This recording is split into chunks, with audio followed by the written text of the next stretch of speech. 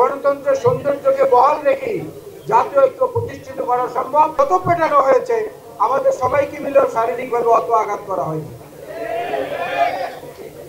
নূরের সঙ্গে রিমান্ডে যেমন দেখা হয়েছে, নূরের সঙ্গে কারাগারে দেখা হয়েছে, নূরের সঙ্গে সবচেয়ে বেশি দেখা হয়েছে রাজপথে।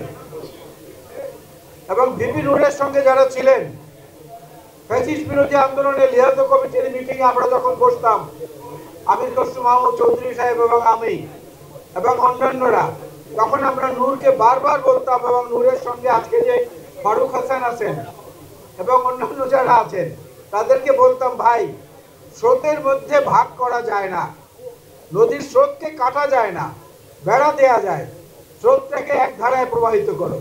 আজকে ভালো লাগছে ফারুক এবং নূর সহ জাতীয় এই গণ অধিকার পরিষদের সবাইকে এক মঞ্চে থেকে আমি বিএনপির পক্ষ থেকে এবং আমার নিজের পক্ষ থেকে বলতে চাই, গণ অধিকার পরিষদের যে স্লোগান, যে লোগো, গণ অধিকার, জনগণের অধিকার, আমাদের অঙ্গীকার, চমৎকার একটা স্লোগান।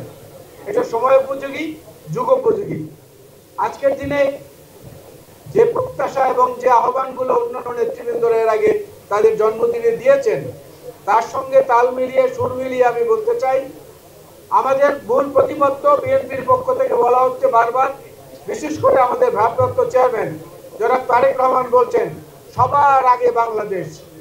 এই সবার আগে যদি বাংলাদেশকে আমরা মাথায় রাখি, নিজেদের মধ্যে ছোট ছোট মতবিরোধ, মতভিন্নতা, এগুলো গণতন্ত্রের সৌন্দর্য, এই গণতন্ত্রের সৌন্দর্যকে বহাল রেখে জাতীয় ঐক্য প্রতিষ্ঠিত করা সম্ভব, নির্বাচিত সরকার প্রতিষ্ঠিত করা সম্ভব। আমি আমার বক্তব্য বাড়াবো না, শুভেচ্ছার মধ্যেই থাকতে চাই।